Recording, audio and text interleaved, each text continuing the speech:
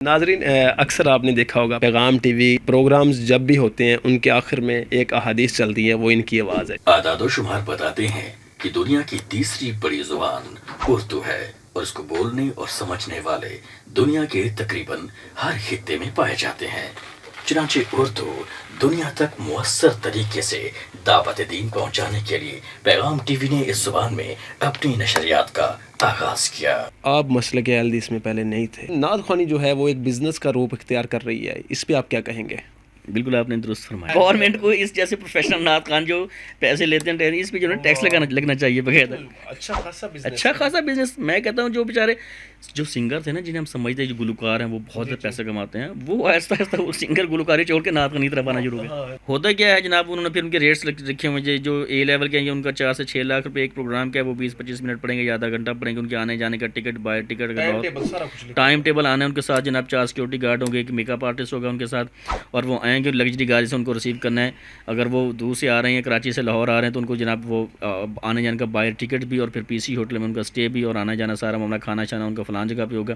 یہ سارا protocol in کا وہ ان کو دیا جاتا ہے، تو ایز اے ڈیل ہوتی ہے، پورا پیکج ہوتا ہے۔ میں نے ٹھیک کہا، بزنس بالکل آپ نے زبردست، آپ نے بہت خوبصورت آپ کا ماشاء اللہ سوال ہے، مجھے اس پہ بولنے دیجیے ذرا۔ تو میں نے بچپن میں نائی کا کام بھی کیا ہے، میں نے پنجابی بھی کیا، توانے بھی بیچے نے، میں نے سارا کا سارا کچھ کیا ہوا ہے، اور یہ حقیقت مجھے آج بھی یہ بات بتاتے ہوئے کوئی ندامت، کوئی آر، کوئی شرم محسوس نہیں۔ میں اہل بیت دانو کر میں نوکر ہاں صحابہ دا، ہمیں اپنے محسن سے الفت رہے گی، ہماری محمد سے نسبت رہے گی، صلی اللہ۔ خود پڑھ کے ویکھ بخاری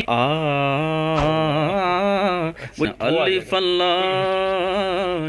اور بعض علماء ہمارے ایسے تھے جو کسی نعت خان پہ نقد کرتے تھے، تنقید کرتے تھے۔ اکثر کہتے ہیں علماء کرام جی اشعار نہیں پڑھنے چاہیے، خطبات جمعہ گانے کی طرز پہ اشعار پڑھے جا سکتے؟ نہیں، گانے کے طرز پہ دیکھیں، یہ علماء اس پہ بہتر کہہ سکتے، لیکن میں ذاتی طور پہ اس کے حق میں سر علماء کرام کہتے ہیں کہ نعت پڑھی جا سکتی۔ فتویٰ دینا میرا کام نہیں ہے، میں پہلے بھی بیان کر چکا ہوں، میں عالم دین نہیں ہوں، میں مفتی نہیں ہوں۔ دوسری وجہ یہ بھی ہے محمود بھائی کو، جس طرح وہ کسی سنگر پہ، گلوکار پہ، کسی قوال پہ وہ پیسے، ایک تو شادی سے میرے 5 بچے، اور دوسری شادی سے یہ ایم ایس کے لوگوں لگے مائک کے سامنے جب میں بات کر رہا ہوں، میں دل سے ممنون اور شکر گزار ہوں۔ ایک مرتبہ پھر میں اپنی شکریہ کا اور سپاس گزاری کا اظہار کرنا چاہتا ہوں محترم محمود بھائی کا۔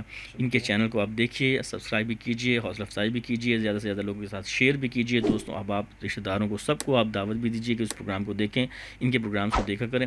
اور یہ نیا ٹرینڈ انہوں نے شروع کیا ہے، میں اس پہ ان کو خراج تحسین پیش کروں گا کہ انہوں نے علماء کی انٹرویوز کر کے، اسکالرس کے، میں تو خیر عالم دین نہیں ہوں، نہ اسکالر ہوں، میں ایک طالب علم ہوں اور آپ کا خدمت گار ہوں، تو انہوں نے انٹرویوز کر کے جو ان کی پرسنل لائف ہوتی ہے نا، آپ جعفر طیار کے نعت سنتے ہوں گے، آپ نے مولانا منظور احمد صاحب کے بیان سنے ہوں گے، لیکن وہ مولانا منظور احمد صاحب کے پرسنل ان کے معاملات کیا ہیں، ان کی زندگی کیا ہے، کہاں پلے بڑے، پیدا کیا ہوا، میرا کیا، مطلب جتنے بھی علماء ہیں جو بڑے بڑے، ابتسام علیہ ظہیر صاحب اور اس طرح کے جیسے، تو ان کی جو پرسنل لائف ہے، جن کو آپ اپنا محبوب سمجھتے ہیں، جن کے آپ فین ہیں، آپ فین فالوئنگ ہے ان کی، تو آپ وہ کرتے کیا ہیں، ان کا گزرا کیا ہے، وہ کون سی بھٹی سے ہو کے گزرے ہیں کہ وہ یہ بنے ہیں، تو یہ سارا کچھ جاننے دیکھنے کے لیے انٹرویوز آپ ان کے دیکھا کریں۔ اور یہ ماشاءاللہ یہ بہت اچھا انہوں نے سلسلہ شروع کیا ہے، میں خراج تحسین پیش کرتا ہوں ان کو کہ انہوں نے جو ہے نا جی وہ یہ سلسلہ شروع کیا ہے، تو آپ کا تعاون لازم درکار ہے۔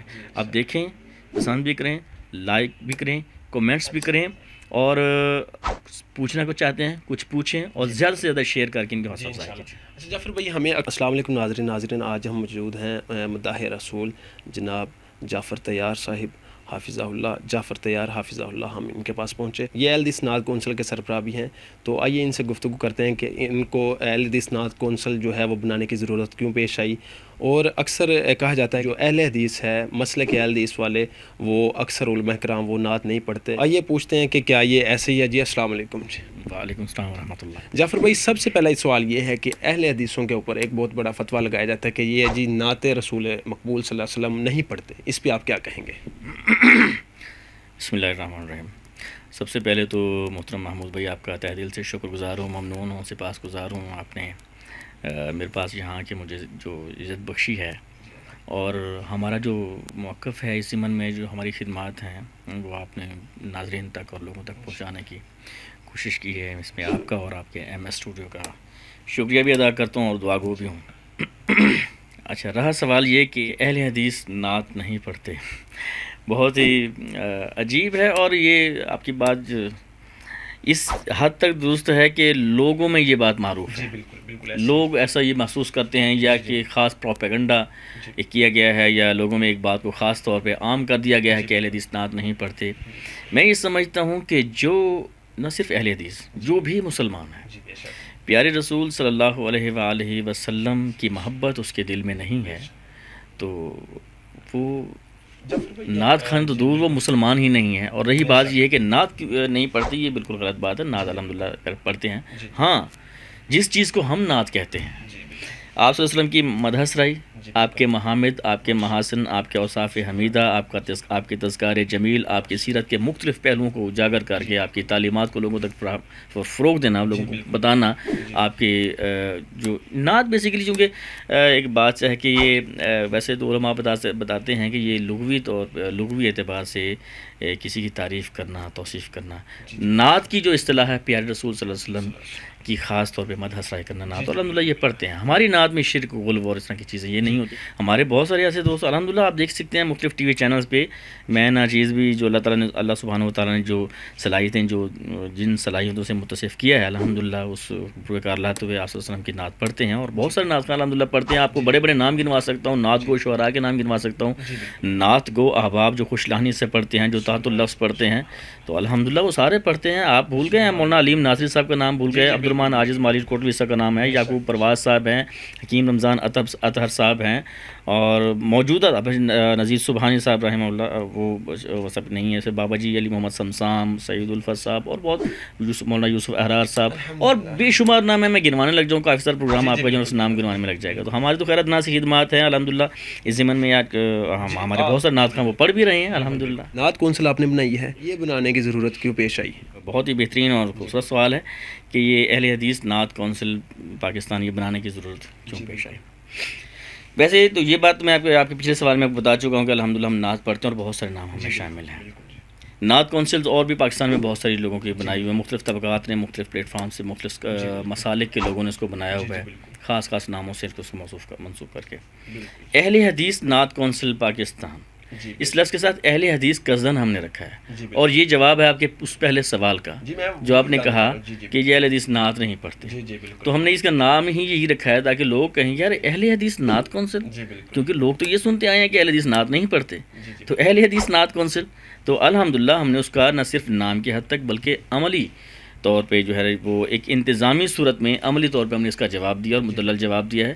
اس کی ضرورت اس لیے پیش آئی ہے کہ ہمارے ہاں بہت سارے جو نعت خواں ہیں، ہمارے جو اہل حدیث مکتب فقہ کے جو لوگ ہیں، وہ نعت گوئی کرتے ہیں، لیکن ان کو یکجا کر کے، ان کو ایک خاص طریقے سے، ایک اچھے طریقے سے ان کی تربیت کر کے، کیونکہ یہ ان میں سے اکثر ایسے بھی ہمارے بعض ہوتے ہیں جو پراپر شاعر نہیں ہیں، یا اس کے نعت گوئی کے ضمن میں جو فنون اور علوم جو اس کو درکار ہوتے ہیں وہ ان سے پوری طرح آشنا نہیں ہوتے، تو انہیں اچھی طرح سے ان کی تربیت کر کے، انہیں اچھی طرح سے تیار کر کے، انہیں یکجا کر کے، متحد کر کے، تو ایک بہترین انداز کے ساتھ خوبصورت پیرائے میں ہم حمد و نعت کو فروغ دے سکیں۔ یہ اس کہ آپ نے ایک اکیڈمی بھی بنائی ہوئی ہے؟ الحمدللہ ہماری اکیڈمی، ہم آن لائن کلاسز بھی الحمدللہ دے رہے ہیں، اور اس کے علاوہ فی البدی کلاسز بھی ہماری چلتے ہیں، بالمشافہ سامنے بٹھا کے بھی الحمدللہ، اس میں ہم علم العروض بھی پڑھاتے ہیں، علم الادا یعنی نعت کیسے پڑھتے ہیں، حمد کیسے پڑھتے ہیں، آپ کے یعنی ٹیکنیکی طور پہ اس میں بہت سارے مزید سوالات آ سکتے ہیں کہ جناب آپ کا اسکیل کیا ہوگا، وہ آواز کیا ہوگی، الفاظ، ابتدا وغیرہ وغیرہ کیا،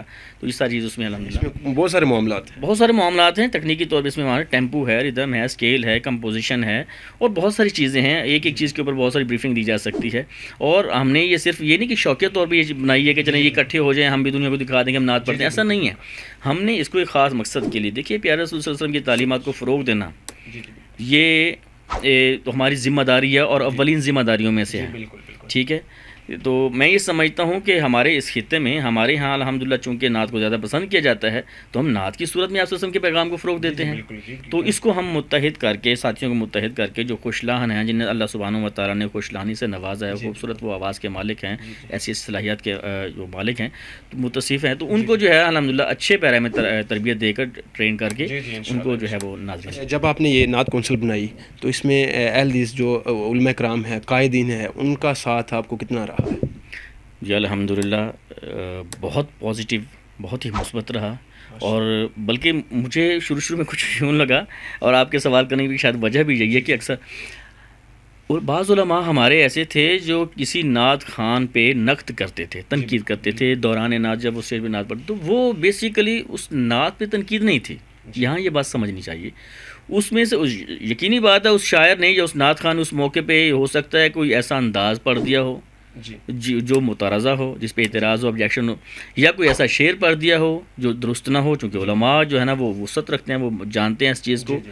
دیکھیے ایسے محمود بھائی، ہمارا یہ جو قرآن و سنت اور اس طرح کی جو ہمارا دین ہے، ہمارے اسلاف نے بڑی پہرے داریاں کی ہیں اس کے اوپر، ان کی بڑی چوکی داریاں ہیں، بڑی پہرے داریاں ہیں. تو اب ہم میں سے کوئی بھی بندہ اٹھ کے محض زبان کے چسکے کے لیے، ذوق کی تسکین کے لیے کسی بھی انداز کو بنا کے اس میں کوئی ایسی بات کہہ جائے جو مناسب نہ ہو. انداز کو وہ کہہ سکتے ہیں کہ لیکن نعت کو مکمل کو برا کہنا یہ بھی تو غلط ہے. نہیں، ہمارے کسی علماء نے نعت کو برا نہیں کہا، میرے علم میں نہیں ہے، واللہ عالم. اگر کسی نے ایسا کہا ہے، اکثر کہتے ہیں علماء کرام جی اشعار نہیں پڑھنے چاہیے خطبات جمعہ میں.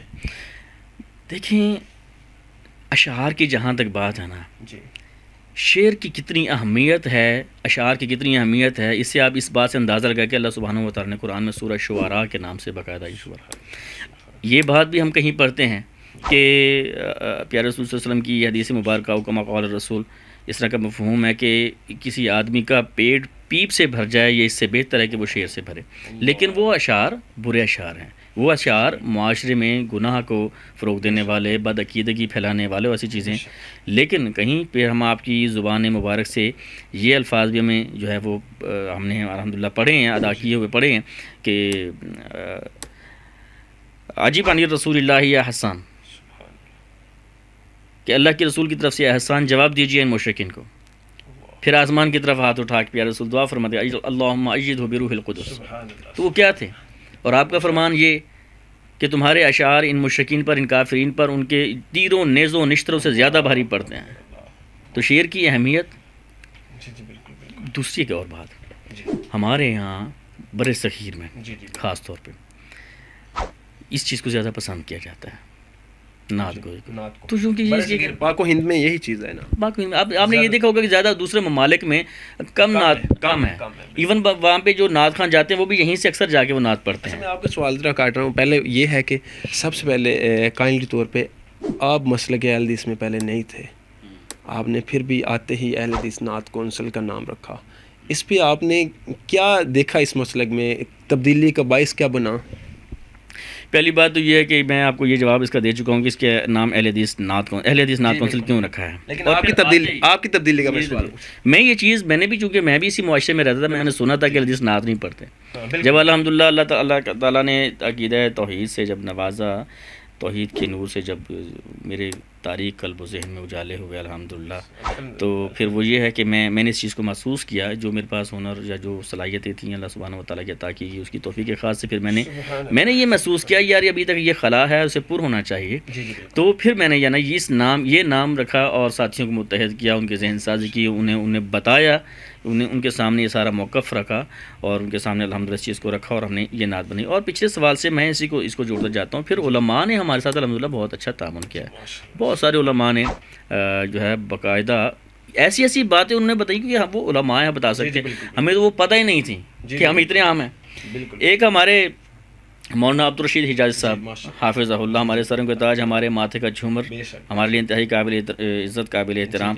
اتنی پیاری بات انہوں نے کہی، کہنے لگے کہ یار بات یہ ہے کہ پیارے رسول صلی اللہ علیہ وآلہ وسلم نے اپنے ممبر پہ کسی خطیب صحابی کو نہیں بٹھایا اپنے ہوتے ہوئے، اپنے بیٹھے ہوئے کسی مفسر کو، کسی اچھے مبلغ صحابی کو نہیں بٹھا کے اس کی تبلیغ یا اس کی فصاحت یا اس کی ایسی چیزیں سنی، لیکن آپ نے اپنے نعت خان کو بٹھا کے ان سے نعت سنی ہے.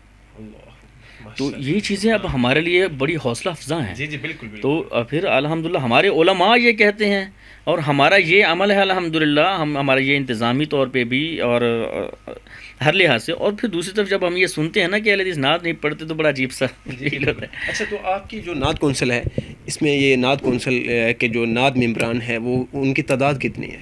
الحمدللہ جو موجودہ ہیں اس وقت کیونکہ ہم نے فی الوقت اس کا ہم نے پیرامیٹر بڑا ایسا رکھا ہے کہ ہم باقاعدہ ناپ تول کر کے کہ اس کی تعلیم کیا ہے، وہ پڑھا لکھا ہے، باشعور ہے، سمجھتا ہے سارا، عقیدے کے لحاظ سے کیا وہ ان سرحدوں کی پاسداری کر سکے گا، ساری چیزوں کو دیکھ کے اس وقت ہماری الحمدللہ 50 کے قریب تعداد ہے، لیکن ایک کثیر تعداد منتظر ہے پاکستان کے مختلف گوشوں سے، مختلف کونوں سے، مختلف صوبوں، مختلف شہروں سے، مختلف ضلعوں سے، کہ وہ چاہتے ہیں کہ وہ خواہش رکھتے ہیں کہ اہل حدیث نعت کونسل پاکستان کا حصہ بنایا جائے۔ جب آپ مسلک اہل حدیث میں آئے، کیا آپ نے پڑھائی اس سے پہلے کی تھی دینی و دنیاوی، یا بعد میں آ کے ادھر سے آپ نے دینی دنیاوی تعلیم حاصل کی؟ کیا معاملہ ہے؟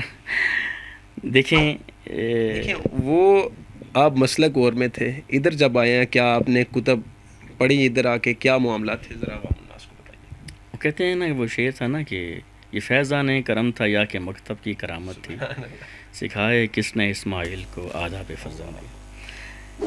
یہ شعور جو شعور حقیقی ہے، اللہ سبحانہ و تعالی بندے کے دل میں بھرتا ہے، بے شک۔ اور جو جس طرح کہ وہ حدیث مبارکہ ہے متفق علیہ کی کہ اللہ سبحانہ و تعالی جس شخص کے ساتھ بھلائی کا ارادہ چاہتا ہے کرتا ہے، اسے دین کی تفقہ یا دین کی سمجھ عطا کر دیتا ہے۔ بنیادی طور پہ میں نہ تو کسی مدرسے سے پڑھا ہوں، اور جو میرے دوست سامعین یا ناظرین جو سمجھتے ہیں کہ شاید میں کوئی عالم فاضل ہوں، یہ ان کی غلط فہمی، میں یہ واضح کر دینا چاہتا ہوں، میں کوئی عالم دین نہیں ہوں۔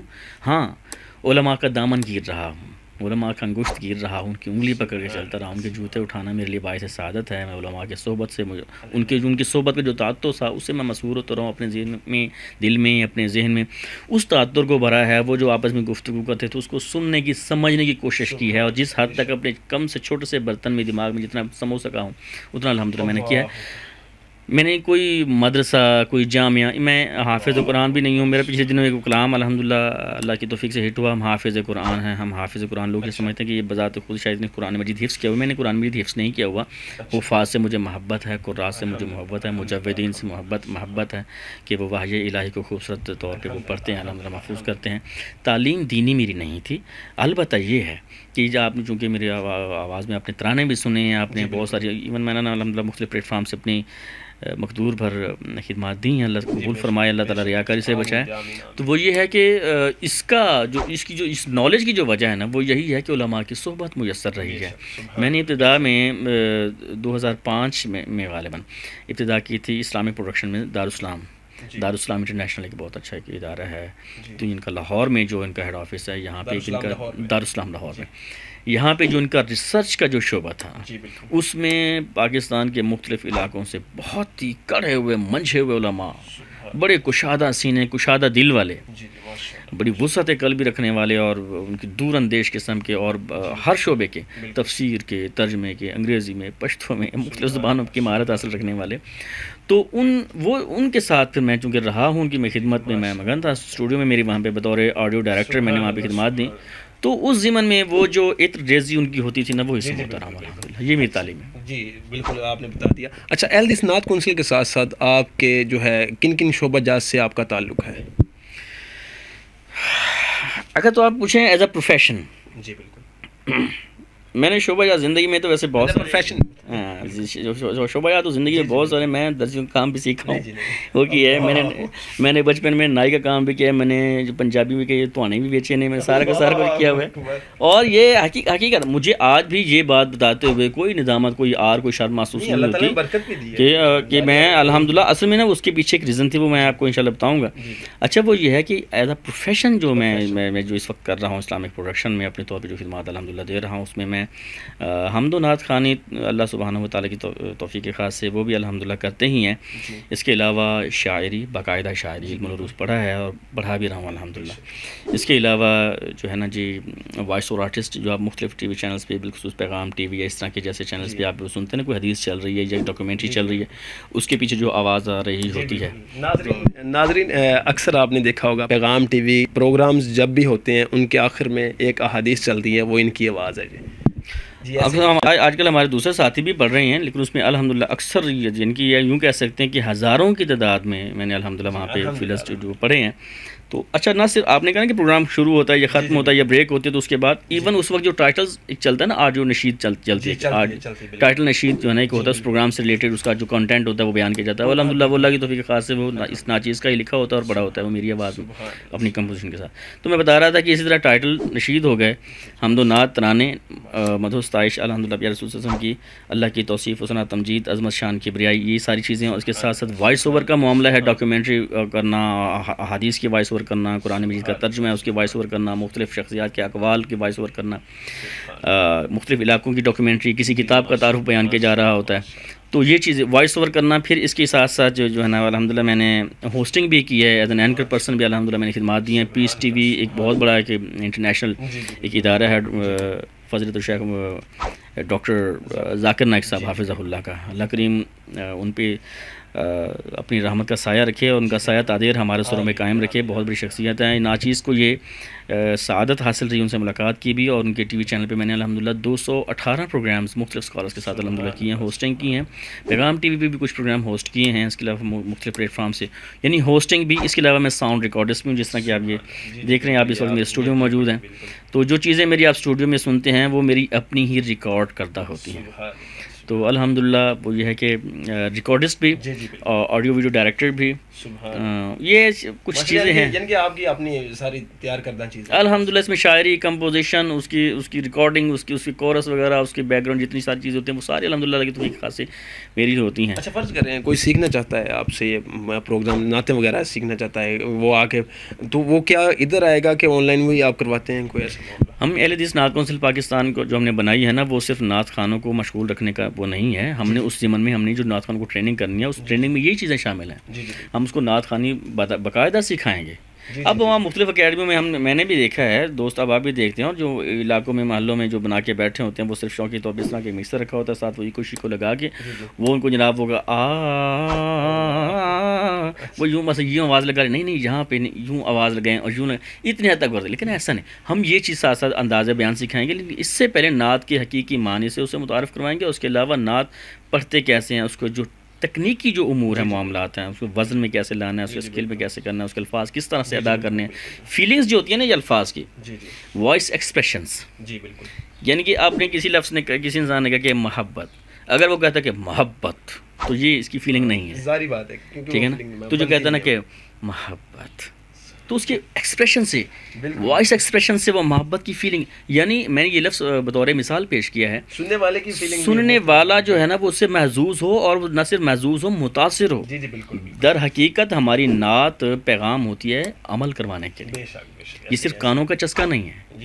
یہ صرف آواز خوش نہانی میں سر میں کھیلتے رہنا یہ وہ انسان وہ جو ہے وہ فنون لطیفہ کے طور پہ سونے اس کو محسوس ہے ایسی بات نہیں ہے. تو ہم نے یہ چیزیں اپنے نعتاں کو سکھانا ہوتی ہیں. اچھا اب تک جو ہے آپ نے کتنے تقریباً کلام تیار کر چکے ہیں کتنے اشعار آپ تیار اندازے کے مطابق؟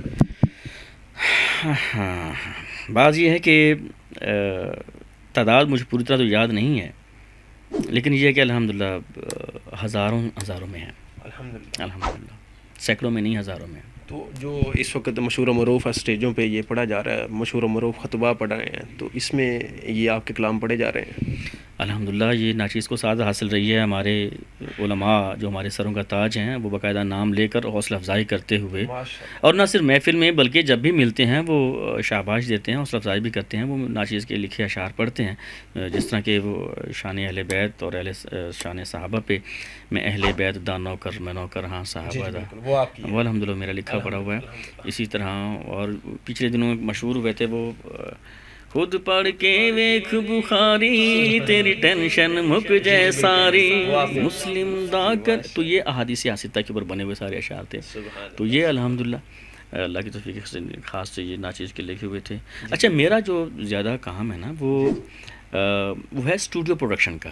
بالکل یعنی عوامی پلیٹ فارم پہ یا جس طرح کہتے ہیں کہ کسی جلسے میں جانا کسی محفل نعت میں وہ میرا کم رہا ہے معاملہ بہت کم رہا ہے. اس کی وجہ یہی ہے کہ میری جو آفیشیل میری آپ دیکھیں نا ماشاء اللہ ادھر آپ بناتے ہیں ادھر اشعار جو ہے اسٹیجوں پر پڑھے جا رہے ہیں ماشاء اللہ. ایک وجہ یہ بھی اور دوسری وجہ یہ بھی ہے محمود بھائی کہ دیکھیں وہاں پہ اسٹیج پہ جب آپ پروگرام کرتے ہیں حمد و نعت پڑھنے جاتے ہیں بہت بڑے اعزاز کی بات ہے یقیناً سفر بھی کرتے ہیں اس میں لیکن وہاں پہ جو آپ کو سننے والا طبقہ بیٹھا ہوتا ہے نا وہ 200 400 500 1000 یہ ہوتا ہے. جی بالکل. اور وہ طبقہ وہ ہوتا ہے جو آپ کے اپنا ہم مسلک ہوتا ہے. اس کو پتہ ہے فلاں مولانا صاحب آ رہے ہیں, فلاں خطیب آ رہے ہیں, فلاں جو ہے شیخ الحدیث آ رہے ہیں, یا فلاں نعت خواں آ رہے ہیں, جن کو انہوں نے پہلے بھی سننا ہوتا ہے, یا وہ ایسی ایسی باتیں انہوں نے وہی کرنی ہوتی ہیں. ہم اچھا وہ صرف وہاں تک محدود, جبکہ ہم یہاں اسٹوڈیو میں ایک مائک کے اوپر بیٹھ کے پڑھتے ہیں, جس طرح ماشاء اللہ آپ کا یہ کام ہے, ایک مائک کے اوپر ہم بیٹھ کے پڑھتے ہیں اسٹوڈیو میں, سوشل میڈیا پہ یا ٹی وی چینلز پہ, تو وہ ہزاروں لاکھوں بلکہ دوسرے مسالے کے لوگوں تک, دوسرے ممالک تک جاتا ہے, ملینز میں بلینز میں وہ چلا جاتا ہے. جی بالکل ایسے. تو وہ نہ صرف وہاں تک, صرف آپ کے ہم مسلک لوگوں تک, دوسرے مسالے کے لوگوں تک بھی جاتا ہے, جسے کہتے ہیں نا کہ سرجیکل اسٹرائک. وہ دوسرے گھروں میں چاہ رہے جو آپ کو سننا ہے, آپ کی محفل میں نہیں آتے, وہ گھر پہ فیس بک پہ, سوشل میڈیا پہ یا ٹی وی چینل پہ آپ کو سن لیتے ہیں. تو اس لیے میں نے پھر یہ کوشش یہی کی کہ میرا پیغام, میری آواز میں جو پیغام ہے وہ زیادہ سے زیادہ لوگوں تک پہنچے. تو اکثر آپ کے پاس اور مسالک کے لوگ بھی آتے ہوں گے. دیگر مسالک کے نعت خوانوں کی جہاں تک بات ہے, تو انسان اس معاشرے میں رہتا ہے, ظاہر تعلقات تو مختلف شعبہ جات سے ہوتے ہی ہیں, انسان کی رشتہ داریاں بھی ہوتی ہیں دیگر مسالے کے لوگوں کے ساتھ, الحمدللہ ظاہر ہے کہ خطے میں رہتے ہیں. تو یہ ہے کہ دیگر مسالے کے نعت خوانوں سے اگر کوئی کام لینا ہو تو کانٹینٹ ہمارا ہوتا ہے, کمپوزیشن ہماری ہوتی ہے. اگر ان کی آواز اچھی ہے, ہم ریکارڈنگ کروانے آتے ہیں ہمارے. میں نے پیغام ٹی وی پہ الحمدللہ متعدد ایسے نعت خواں ہیں جو دوسرے مسلک کے ساتھ ہیں, اور یہ باہمی رواداری کے ساتھ الحمدللہ یہ چلتا ہے, کوئی ایسا مسئلہ نہیں ہے. اسلام میں موسیقی تو حرام ہے, اکثر دیکھا جاتا ہے کہ گانے کی طرز پہ اشعار بنائے جاتے ہیں. یہ آپ کا سوال کمپوزیشن سے متعلق ہے کہ اس کی جو طرز بنتی ہے, جیسے دھن بھی کہہ لیں یا جیسے لہجہ کہہ لیں, کوئی بھی نام آپ دے لیں جس انداز میں اس کو پڑھتے ہیں. موسیقی اس میں کوئی شک نہیں ہے, کوئی دوسری رائے نہیں ہے کہ جو موسیقی ہے اس پہ ہمارا موقف وہی ہے جو ہمارے اسلاف کا, ہمارے مسلک کے لوگوں کا ہے, ہمارے علماء کا ہے. لیکن یہاں میں ایک بات کی وضاحت کر دوں, موسیقی سے مراد جو چیز حرام ہے نا, وہ انسٹرومنٹ حرام ہے.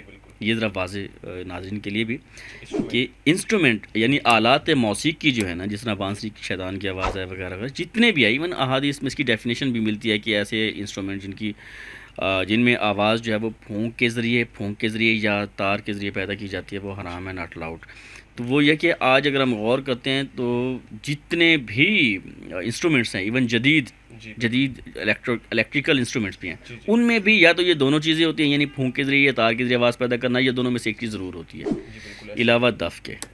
دف ویسے میں نے آج تک استعمال نہیں کی, لیکن میں بہرحال اس میں علماء کا جو ہے نا وہ زیادہ معاملہ ہے. باقی رہی بات کمپوزیشن کی, تو وہ موسیقی در حقیقت عبرانی زبان کا لفظ ہے, مو کے معنی ہوا, اس کے معنی گرہ لگانا, اور یہ باقاعدہ پورا کہ علم ہے. اگر تو موسیقی سے مراد مطلب نیچرل ساؤنڈز ہیں اور بہت ساری ایسی چیزیں ہیں جس میں انسانی آواز بھی شامل ہے, تو یہ تو کوئی بھی نہیں مانتا, کیونکہ ہم الحمدللہ خوش لانی میں قرآن کریم بھی پڑھتے ہیں, اذان بھی کہتے ہیں, حمد و نعت بھی ہوتی ہے, بلکہ قرآن کریم کو خوش لہانی کے ساتھ ترتیل کے ساتھ پڑھنے کا حکم دیا گیا ہے. اور اذان کے لیے بھی یہی ہے کہ خوش آواز بندہ ہو, جو اذان کے جس کی اچھی آواز ہو, بلند آواز ہو, تو وہ مطلب کہ ایسا ہے. اور بیسیوں اس کے دلائل ہیں. گانے کی طرز پہ اشعار پڑے جا سکتے نہیں, گانے کے طرز پہ دیکھیں یہ علماء اس پہ بہتر کہہ سکتے, لیکن میں ذاتی طور پہ اس کے حق میں نہیں ہوں.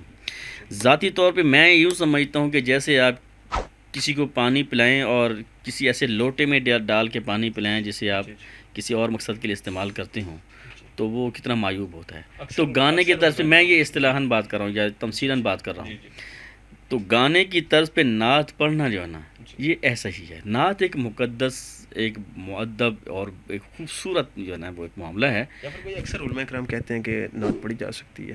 میں یہ کہہ رہا ہوں کہ علماء کا موقف ہی اس پہ حتمی حکم ہے, لیکن یہ ہے کہ میں اپنی بات کر رہا ہوں, میں پسند اور ناپسند, میرا موقف بھی ہے. میں اس کو حرام یا حلال کے فتویٰ دینا میرا کام نہیں ہے, میں پہلے بھی بیان کر چکا ہوں, میں عالم دین نہیں ہوں, میں مفتی نہیں ہوں. یہ جو علماء ہیں وہ ان کا کام ہے, لیکن میں ذاتی طور پہ اس چیز کو پسند نہیں کرتا. اور ایسے علماء بھی ہیں جو اس کے اگینسٹ بھی فتویٰ دیتے ہیں, جو کہتے ہیں کہ حرام ہے, صحیح نہیں ہے, کیونکہ اس میں بہت ساری قباحتیں بھی ہیں, اس میں بہت ساری قباحتیں بھی ہیں. ایک تو ہے نا زبان کا چسکا, کانوں کا چسکا, کہنے والا بھی ذرا وہ مدھر سر لگا کے اور اس کی لے میں آ کے, اور سننے والے بھی سامعین جو ہوتے ہیں اس کے ساتھ وہ فوری طور پہ وہ گانا بھی دماغ میں آ جاتا ہے اور پھر اس میں گھومنا شروع کر دیتے ہیں. میں اس بحث میں جانا ہی نہیں چاہتا کہ حرام ہے یا حلال ہے, یہ علماء کا کام ہے. البتہ میری ذاتی جو رائے یہ ہے نا, وہ میں اس چیز کو اچھا نہیں سمجھتا کہ گانے کی طرز میں نعت, اور میری کوشش بھی یہی ہوتی ہے کہ میں اپنے جو میرے اسٹوڈنٹس ہیں یا جو جتنے بھی ہمارے نعت خواں ہیں, میں انہیں اس بات پہ قائل کرنے کی کوشش کرتا ہوں کہ آپ نیا کمپوز کریں, نیا لہجہ اختیار کریں, نیا بنائیں, کریٹ کریں, تو اور اس ہاں گانے کی طرز پہ نہ کریں، میرا یہ ذاتی طور پہ یہ یہ آپ کا ذاتی طور پہ موقف ہے. اچھا تو اکثر اسٹیجوں پہ جب نعت خواں جب ہوتے ہیں تو ان کے اوپر نوٹوں کی برسات کی جاتی ہے، اس پہ آپ کیا کہیں گے؟ بات یہ ہے کہ سوال مشکل ہے. نہیں کوئی مشکل نہیں ہے. مجھے اس ضمن میں جو نا جی بہت ساری ایسی چیزیں ہیں جو دماغ میں آتی ہیں، اور میں یہ ہنسا اس لیے ہوں، مسکرائی اس لیے ہوں کہ میں اس پہ آپ کو یہ بڑا مفصل جواب اس کا ہے، لیکن چونکہ وقت کا ہم نے لحاظ رکھنا ہے، اختصار کو ملحوظ رکھنا ہے، تو اس لیے مختصراً یہ ہے کہ اچھی بات نہیں ہے یار یہ کوئی ایسا کوئی فنکشن بنا کے کہ کیا آپ جناب یہ اس کو، اور جس طرح وہ کسی سنگر پہ، گلوکار پہ، کسی قوال پہ وہ پیسے پھینکے جا رہے ہوں، تو یہ نعت کے شایان شان، نعت خواں کے شایان شان نہیں ہے، زیب نہیں دیتا، یہ مروب، یہ بڑا معیوب لگتا ہے. اگر آپ نے حوصلہ افزائی کرنی ہی ہے، بعد از آپ پروگرام نعت خواں کو جو ہے نا وہ آپ اس کو انعام کے طور پہ، تحفے کے طور پہ جو دینا چاہتے ہیں ان کو آپ بعد میں دے دیں. دیکھیے بات یہ ہوتی ہے، اس میں بھی میں آپ کو ایک چیز بتاؤں، ایک تو ظاہری طور پر بھی یہ عمل ہی ناپسندیدہ عمل ہے، اچھی بات نہیں ہے، سنجیدہ طبقہ ایسا نہیں کرتا.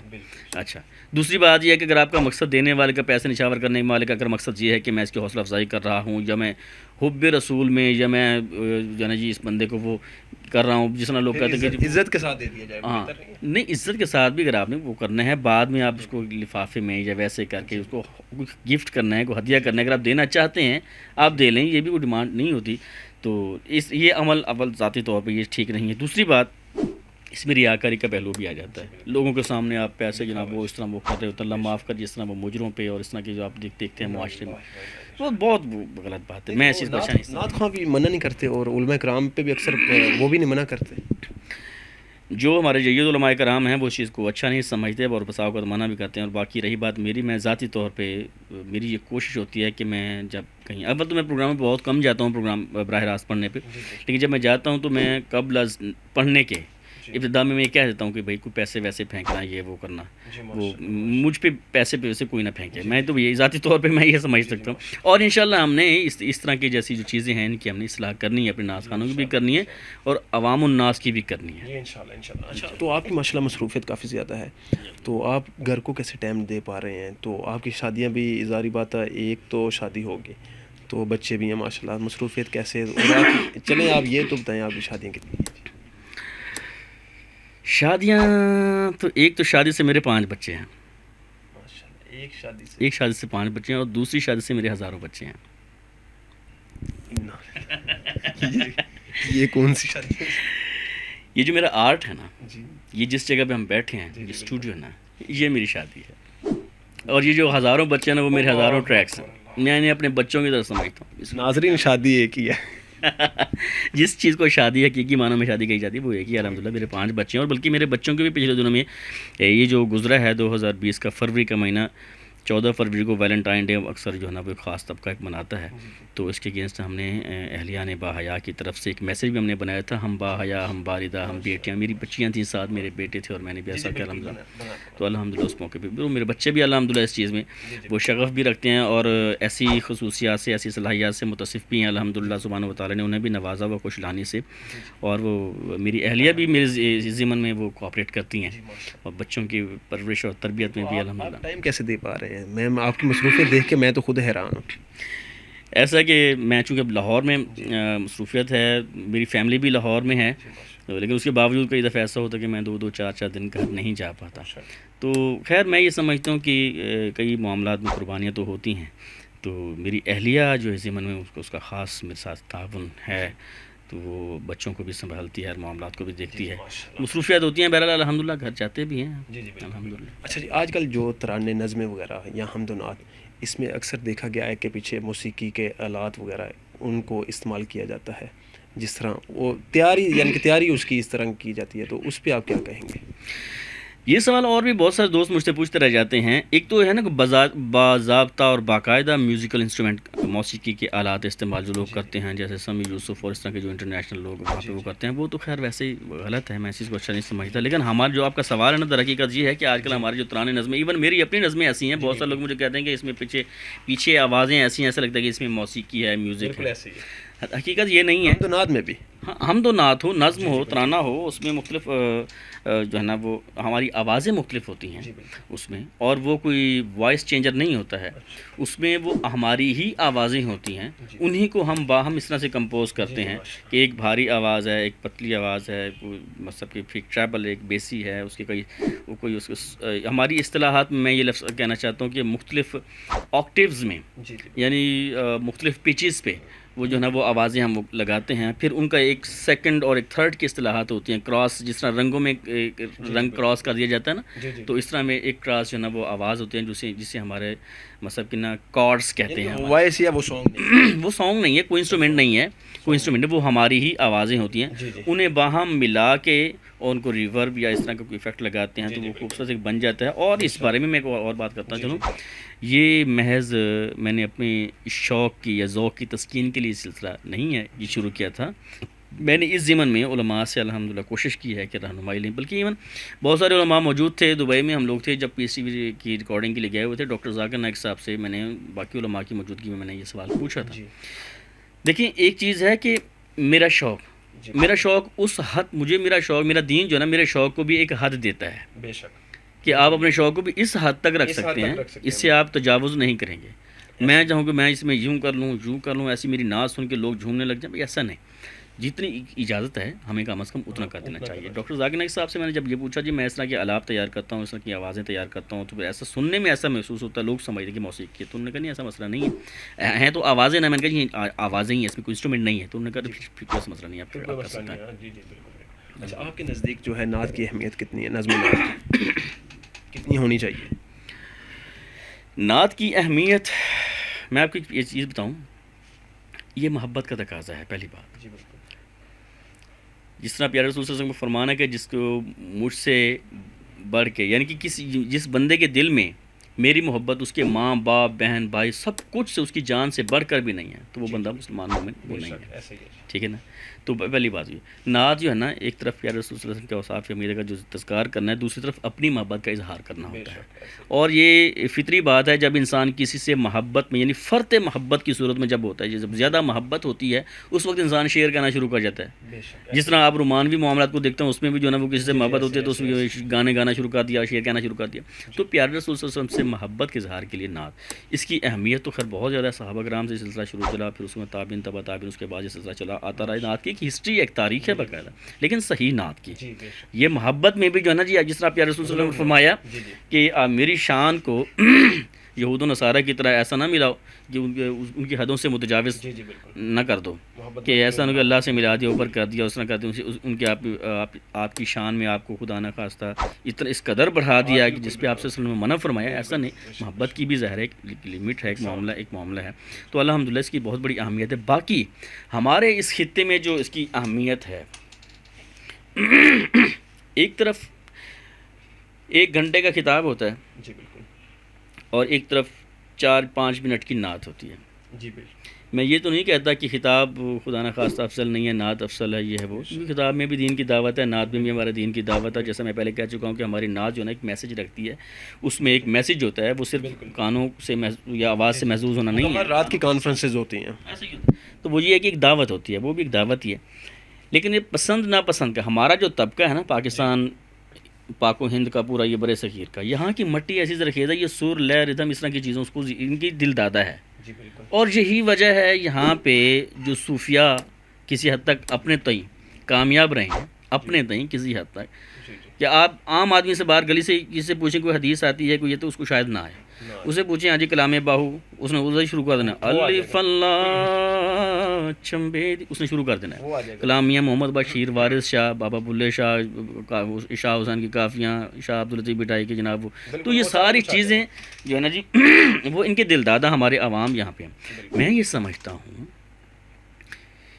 جس چیز کو یہاں زیادہ پسند کیا جاتا ہے اور اس میں جائز اور نہیں جائز جو حدود ہیں اس کے اندر رہتے ہوئے اس کا بہترین استعمال کیا جائے. اور نعت کی یہاں بہت زیادہ اہمیت اس وجہ سے بھی ہے کہ اس میں آپ دین کا پیغام دیں. اور نعت سے ایک اور چیز، نعت سے مراد صرف پیارے رسول صلی اللہ علیہ وسلم کی زلفوں کی شان بیان کرنا نہیں، محض مدینہ پاک سے محبت و عقیدت اچھی باتیں ہیں، مدینہ منورہ سے محبت، دیار حرمین سے محبت، آپ صلی اللہ علیہ وسلم کا جو دیس ہے جہاں پہ آپ پلے بڑھے، ہجرت کی ہیں، جہاں پہ آپ چلے پھرے، جو آپ کا سارا معاملہ تھا، ہمارے لیے بہت ہی زیادہ محبت کے قابل ہے. ہماری آنکھیں یقین مانے وہاں کی خاک ہماری آنکھوں کا سرما، وہاں کی خاک ہماری آنکھوں کا سرما. ہمیں تو بے پناہ عقیدت اور بڑی بہت زیادہ محبت ہے ان مقامات سے، ان علاقوں سے. لیکن ہماری نعت یا نعت کا جو میں کہ سمجھتا ہوں مضمون ہونا چاہیے، پیارے رسول صلی اللہ علیہ وسلم اوصاف حمیدہ جو آپ کے وصف تھے، آپ کے محامد، آپ کے محاسن، وہ بھی بیان ہوں، آپ کے اوصاف حمیدہ بھی بیان ہوں. خطبہ دیا جاتا ہے وہ نعت کے طرز میں بھی آپ کہتے ہیں. نعت کے تو ہے ہی یہی، نعت ہے ہی یہی کہ جس میں لوگوں کو پیغام ملے. آپ صلی اللہ علیہ وسلم کی سیرت کے کتنے پہلو ہیں معذرت کے ساتھ، آپ کی پہلو، آپ صلی اللہ علیہ وسلم کی سیرت کے پہلوؤں میں سادگی ہے، جہاد ہے، ہجرت ہے، قربانی کرنا ہے، محبت کرنا ہے، حقوق والدین، حقوق زوجین، ساری چیزیں. کتنے پوری کی پوری زندگی آپ کی جو سیرت ہے وہ اسوہ حسنہ ہے، ہمارے لیے کامل ترین نمونہ ہے. تو وہ نعت کی صورت اس میں ہونا چاہیے، قرآن کی ترجمانی ہونی چاہیے، احادیث کی ترجمانی ہونی چاہیے. اکثر ہم نے دیکھا ہے کہ پوری کانفرنسز، پوری رات کی کانفرنس ہوتی ہے، اس میں لوگ کہتے ہیں کہ ہم نے پوری رات سنا ہے، صرف اس میں ایک ایسی نعت یا ایک ایسا کلام ہم نے سنا ہے وہ ہمیں بہت اچھا لگا. یعنی کہ پورا وہ اوپر سے گزر گیا، پوری رات کی کانفرنس علماء کرام کو سنا، وہ اوپر سے گزر گیا. اس پہ آپ کیا کہیں گے؟ میں یہ کہنا چاہتا ہوں کہ چاہیے تو یہ کہ علماء کے بیان کو بھی عوام اسی طرح سے سنیں، کیونکہ وہ صحیح عالمانہ گفتگو ہوتی ہے، سارا معاملہ ہوتا ہے. یہ کہ ذوق کی تسکین ہوتی ہے نا، میں پھر وہی بات دہراؤں گا. لیکن ایک بات یہ ہے کہ شعر کی اپنی ایک تاثیر ہے. شعر جسے کہا گیا البیان من السحر، یہ جو ہے نا جی، یہ جادو، اس میں بڑی تاثیر ہے، بڑی طاقت ہے. اس میں ایک خاص پیرائے میں، خاص وزن میں، یعنی بہت بڑی بات کا بہت چھوٹے سے لفظوں میں بیان کر کے اس کو کیا جاتا ہے. پھر جب اوپر سے خوشلانی کا جو ہے نا جی وہ ورک لگ جاتا ہے، اس کو پینٹ ہو جاتا ہے، تو وہ اور زیادہ چیز خوبصورت ہو جاتی ہے، سونے پہ سہاگا ہو جاتا ہے. تو یہی وجہ ہوتی ہے کہ، اور پھر ایک وجہ یہ بھی جو میں اس سے پہلے بیان کر چکا ہوں کہ یہاں کے عوام جو ہیں وہ اس چیز کو زیادہ، اس کے دل دادہ ہیں، سر لے کے وہ زیادہ پسند کریں. یہی وجہ ہے کہ ان کو جو ہے نا 2-4-5 منٹ کی نعت جو ہے نا وہ جو زیادہ پسند ہوتی ہے. جی بالکل. اچھا، دفاعی صحابہ رضی اللہ تعالیٰ عنہ ان کی ریلیاں نکالی گئیں اور نکالی جا رہی ہیں، کیا آپ کے یہ جو اشعار بنائے ہوئے ہیں، نعت یا اشعار، کیا ان کی زینت بھی بنتے ہیں اور کتنے بن چکے ہیں؟ اہل حدیث نعت کونسل پاکستان انشاءاللہ اس سمن میں مزید کام کرے گی، اور ذاتی طور پہ میں نے جتنا کچھ کیا ہے اور اس میں انشاءاللہ اور بھی کروں گا. اس میں یہ کہ ہماری جو ہے نا جی صرف نعت نہیں بلکہ صحابہ کی شان، اہل بیت کی شان، محدثین کی شان، قرآن پہ، نماز پہ، عقیدے پہ، مختلف پہلو جتنے بھی ہیں سب پہ انشاءاللہ منظوم کلام. اور صحابہ کرام کے حوالے سے جو آپ نے خاص طور پہ سوال پوچھا ہے، الحمدللہ اس میں میرا پورا البم میں نے اب اگلے دنوں کے لیے بھی انشاءاللہ تیار کیا ہوا ہے جو آنا ہے. لیکن اس سے پہلے بھی جو چیزیں آئی ہیں، جو معروف زمانہ جو کلام میرا الحمدللہ چلا ہے، میں اہل بیت دا نوکر، میں نوکر ہاں صحابہ دا، میں تھوڑا سا سناتا ہوں آپ کے کہنے سے. میں اہل بیت دا نوکر، میں نوکر ہاں صحابہ دا، میں اہل بیت دا نوکر، میں نوکر ہاں صحابہ دا. اے جنتی لوگ نے سارے، اے جنتی لوگ نے سارے، عقیدہ ہر مسلمان دا، میں اہل بیت دا نوکر. تو یہ الحمدللہ ختم نبوت پہ بھی آپ نے کچھ اشعار بنائے تھے پچھلے دنوں. ختم نبوت پہ الحمدللہ پورا البم بھی آ رہا ہے، اور اس کے علاوہ ختم نبوت پہ کچھ کلام میں نے اور بھی تیار کیے ہیں، بالخصوص پنجابی میں بھی. ایک سنا دیں. آج آپ کا گلا بھی میرا گلا تھوڑا سا ذرا وہ ہے، کیونکہ ایسا رات بھر جاگا تھا، جاگتا رہا، کام شام کیا تھا اس وجہ سے. ہمیں اپنے محسن سے الفت رہے گی، ہماری محمد سے نسبت رہے گی صلی اللہ علیہ وآلہ وسلم. جو ختم نبوت کا منکر ہے لوگوں،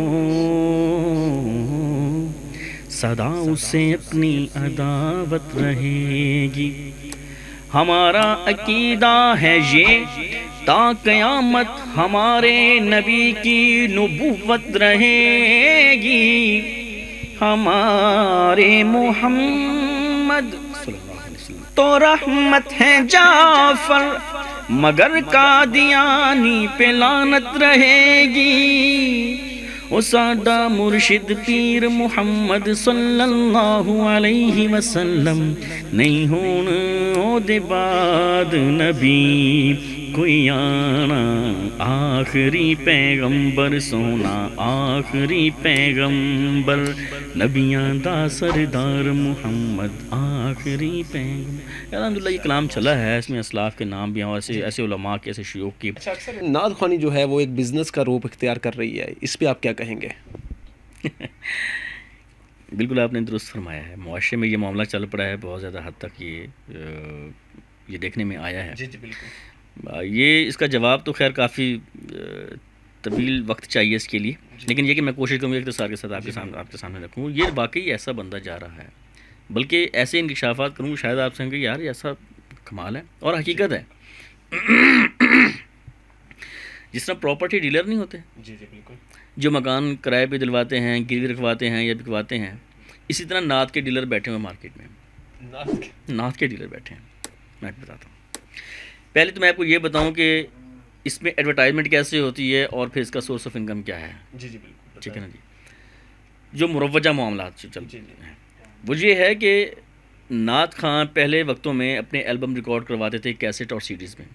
جی بالکل. تو وہ جو ریلیزنگ کمپنی ہوتی تھیں وہ ان کو پیسے باقاعدہ دیتی تھیں، اپنے ان کے البم بکتے تھے اور وہ ریلیزنگ کمپنی خود بھی کماتی تھیں، ان کی کیسٹس بکتی تھیں. اب وہ بند ہو گئی تقریباً، وہ بند ہو گئیں. اب یہ ہے کہ ابھی نعت خانوں کے اپنے یوٹیوب چینلز ہیں. جی بالکل. ٹھیک ہے، ان کے یوٹیوب چینلز ہیں، آفیشیل فیس بک پیجز ہیں، واٹس ایپ گروپس ہیں وغیرہ وغیرہ. تو یہ اپنے پیسے سے باقاعدہ یہ تیار کرواتے ہیں. تیار کروا کے یہ کچھ عرصہ پہلے تک کی بات ہے، بلکہ اب اس وقت تو یہ ہے کہ جو لیزنگ کمپنیاں تھیں جو بند ہو گئی تھیں، اب وہ دوبارہ انہوں نے اپنے سوشل پیجز بنا کے یوٹیوب چینل سے وہ انکم حاصل کرتی ہیں. ٹھیک ہے نا، تو وہ کماتے ہیں، تو اب ان سے پھر انہوں نے لینا شروع کر دیا دوبارہ سے. بہرحال نعت خان کرتے کیا ہے کہ آپ جو مروجہ معاملہ چل رہے ہیں اس میں یہ ہے کہ وہ اپنے البم تیار کرواتے ہیں، اپنا فون نمبر اوپر لکھوا دیا، اپنا contact number, email I D یہ وہ سب کچھ وہ کروا لیا تاکہ لوگ اس کو دیکھیں، آڈیو ویڈیو بنوا کے تاکہ لوگ اس کو دیکھیں، ان کی آوازوں کو سنیں، پھر وہ ان کو اپنے پروگراموں پہ بلوائیں گے. تو یہ ان کی ایڈورٹائزمنٹ ہے. ایڈورٹائزمنٹ یہ کروا لیتے ہیں. اس کے بعد پھر ان کا سورس آف انکم ان کی محافل سے ہوتا ہے. جو محفل نعتیں ہوتی ہیں نا، وہاں پہ اتنے پیسوں میں یہ بکنگ ہوتی ہے، اس میں ان کو بہت زیادہ ان کے باقاعدہ ریٹ طے ہوتے ہیں. اور جو میں پراپرٹی ڈیلر کی جو بات کر رہا ہوں وہ نعت کے ڈیلر ہیں. وہ محلے میں جس طرح پراپرٹی ڈیلر بیٹھے نا، اس طرح وہ بیٹھے ہوئے ہیں نعت کے ڈیلر. یعنی وہ یہ بزم حسان آرگنائزیشن یا بزم فلاں آرگنائزیشن وغیرہ بنا کے، تو وہ کونسل بنا کے اور اس طرح کی چیزیں بنا کے وہ بیٹھے ہوئے ہیں. ان کے پاس جناب وہ کیٹیگریز ہیں. یہ اے لیول کے نعت خان ہیں، یہ بی لیول کے نعت خان ہیں، یہ سی لیول کے نعت خان ہیں، اور یہ محلے کے نعت خان ہیں، محلے علاقے کے نعت خان. ہوتا کیا ہے جناب، انہوں نے پھر ان کے ریٹس رکھے ہوئے ہیں. جو اے لیول کے ہیں ان کا 4 سے 6 لاکھ روپے ایک پروگرام کا ہے، وہ 20-25 منٹ پڑیں گے یا آدھا گھنٹہ پڑیں گے. ان کے آنے جانے کا ٹکٹ، بائی ٹکٹ کا ٹائم ٹیبل آنا ہے ان کے ساتھ جناب. 4 سیکورٹی گارڈ ہوں گے، ایک میک اپ آرٹسٹ ہوگا ان کے ساتھ، اور وہ آئیں گے لگژری گاڑی سے ان کو ریسیو کرنا ہے. اگر وہ دور سے آ رہے ہیں، کراچی سے لاہور آ رہے ہیں، تو ان کو جناب وہ آنے جانے کا بائی ٹکٹ بھی، اور پھر پی سی ہوٹل میں ان کا اسٹے بھی، اور آنا جانا سارا معاملہ، کھانا چھانا ان کا فلان جگہ پہ ہوگا. یہ سارا پروٹوکول ان کا وہ ان کو دیا جاتا ہے. تو ایز اے ڈیل ہوتی ہے، پورا پیکیج ہوتا ہے. میں نے ٹھیک کہا، بزنس. بالکل آپ نے زبردست، آپ نے بہت خوبصورت آپ کا ماشاءاللہ سوال ہے، مجھے اس پہ بولنے دیجیے ذرا. تو میں یہ کہنا چاہیے تو ہوتا ہی ہے. اس طرح پھر جو بی لیول کے ہیں، یہ اگر اے لیول والے کا 4 سے 6 لاکھ روپے ہے تو بی لیول والے کا 2 لاکھ ہے، 2.5 لاکھ ہے. سی لیول والے کا جو 50-60 ہزار روپے ہے. ٹھیک ہے. تو جو مقامی ہوتے ہیں وہ کئی دفعہ بیچارے 2-4-5 ہزار روپے میں رکھا دی جاتے ہیں، یا پھر کئی دفعہ یہ بھی ہوتا ہے یار وہ بھی نہ دیں، ہمیں پڑھنے تو دیں. ٹھیک ہے نا. تو اس طرح کا جو نا جی وہ یہ معاملہ اس طرح یہ چلاتے ہیں. اب پھر ہوتا کیا ہے، نعت خان سے یہ الگ کماتے ہیں. یہ جو ڈیلر ہوتے ہیں کہ ہم آپ کے پروگرام بک کریں گے، آپ ہمیں جو ہے نا جی اتنے پیسے دیں، ہاں اتنے پرسنٹ آپ کے پیسوں میں سے ہمارے ہوں گے. ٹھیک ہے نا، اور اتنے باقی آپ کے. اس طرح جو محفل کروانے والے ہوتے ہیں، اب ظاہر ہے اگر آپ نے محفل کروانی ہے، اگر آپ کو نہیں پتہ کہ یار میں بڑے نعت خان کو بلانا چاہتا ہوں، اس کے ساتھ آپ کا رابطہ نہیں ہے، اگر کہیں سے آپ اس کا نمبر لے بھی لیتے ہیں کوئی نیٹ سے یا کہیں سے، وہ ٹائم نہیں دیں گے کہ ان کو پتہ نہیں ہے بندہ کون ہے، معتبر ہے بھی صحیح کہ نہیں، مستند ہے بھی صحیح کہ نہیں بندہ. ایسا نہ ہو تو میرے ایسا تو نہ ہو مجھے کوئی نقصان پہنچائے بندہ. اسے درمیان میں کوئی راستہ کچھ چاہیے، کوئی سے درمیان میں گارنٹی، کوئی شورٹی چاہیے.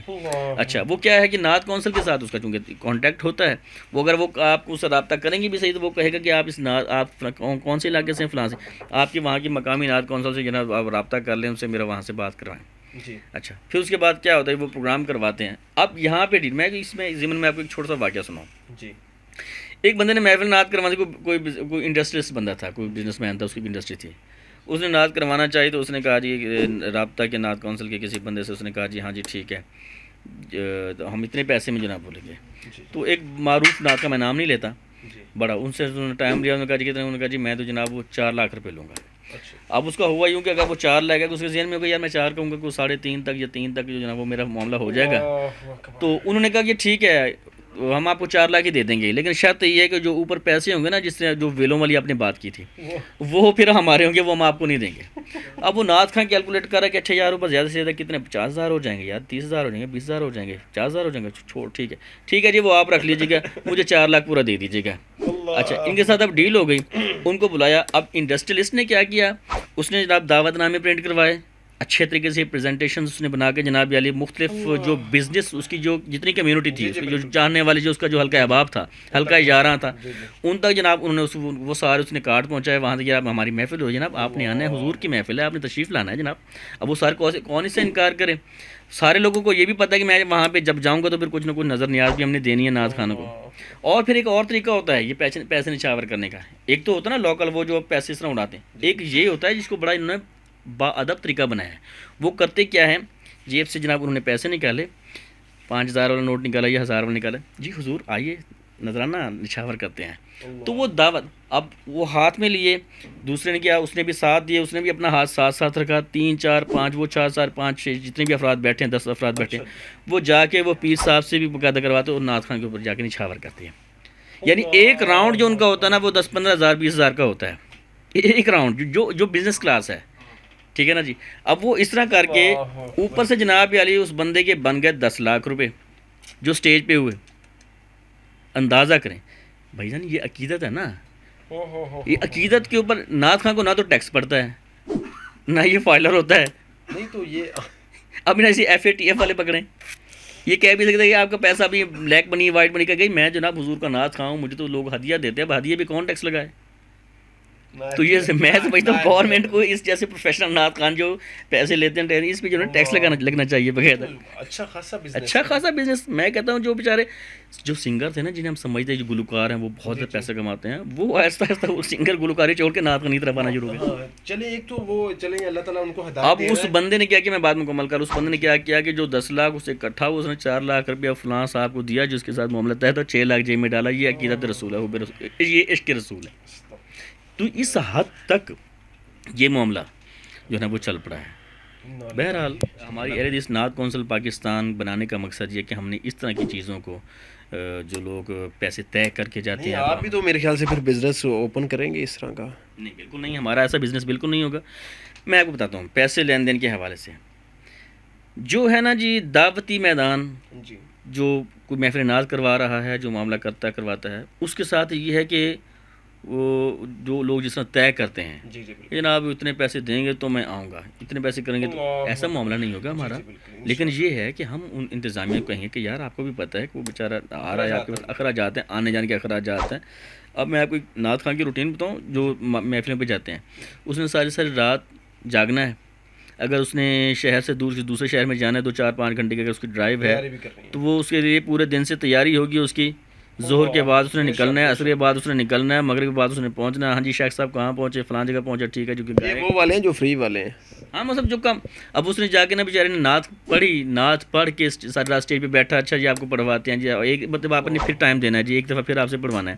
پڑھتے پڑھاتے کرتے کراتے کھانا رات کے 12-1 بج کے واپسی پہ اس کو سروس ملی نہ ملی جو بیچارہ بس پہ گیا تھا جو اپنی گاڑی پہ گیا تھا اس کو تو ویسے مبالنا. اچھا پھر اگلے دن یعنی رات اس کی ساری جاگتے گزر گئی.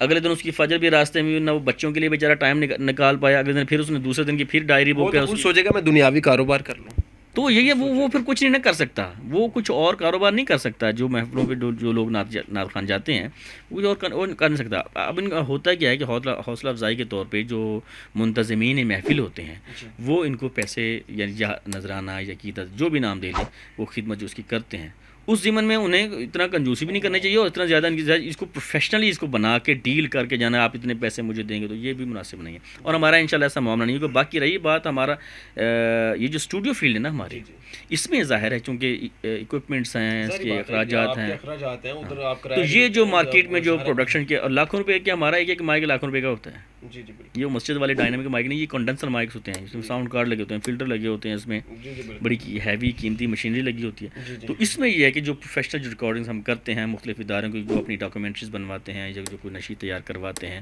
تو ایسی چیز میں، ایسی صورت میں ان کے ساتھ ہمارے یہ معاملات ہمارے فکس ہوتے ہیں، کیونکہ یہ وہ عقیدت والا وہ والا چکر ظاہری بات ہے جی. اچھا موٹر وے پہ زیادتی ہوئی خاتون کے ساتھ، اس پہ آپ کیا کہیں گے جی؟ بہت ہی دکھ کی بات ہے، بہت بڑا المیہ ہے.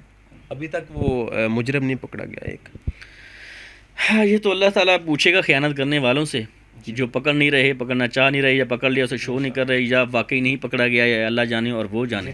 لیکن اس سانحے کا میں یہ سمجھتا ہوں کہ اس بہن کے ساتھ، وہ قوم کی بیٹی ہے، پاکستان کی بیٹی ہے، وہ اسلام کی بیٹی ہے، ہماری ساری ہمدردیوں کے ساتھ ہیں، اور ہم ہمارے سر ترقی کا شرم سے جھکے ہوئے ہیں کہ ہمارے ملک میں جو ہے نا، ملک کے ساتھ ایسی زیادتی ہوئی. ہمارے دین نے، ہمارے نبی نے تو کافروں کی بیٹیوں کے سروں پہ بھی دست شفقت رکھا ہے. ہمارے صحابہ کرام نے غیروں کی بیٹیوں کے سر پہ دست شفقت رکھا ہے، مثال بنا ہے. تو بیٹیاں رحمت، بہن ہے تو غیرت، بیوی ہے تو حیا، ماں ہے تو جنت. عورت کیسے کیسے روپ میں رکھتی ہے انسان کے لیے، کس قدر عظیم ہے. اور ایک عام مسلمان کی قدر و قیمت، اس کا مرتبہ مقام پیارے رسول صلی اللہ علیہ وسلم فرمایا کہ حرم کعبہ سے بڑھ کر ہے. سبحان اللہ. اور جس انسان کو وہ جنم دیتی ہے عورت، اس کا کتنا ہوگا. سبحان اللہ. تو ایسے کے ساتھ وہ درندہ صفت انسان جنہوں نے کیا ہے. تو اچھا ملک پاکستان میں اس وقت فرقہ واریت جو ہے آپ کے سامنے ہے، فرقہ واریت پھیلانے کی کوشش یا جو معاملہ ہے، اس پہ آپ کیا کہیں گے؟ اسلام ہمیں وحدانیت کا درس دیتا ہے. ہمارا ایک اللہ، ایک نبی، ایک کتاب قرآن.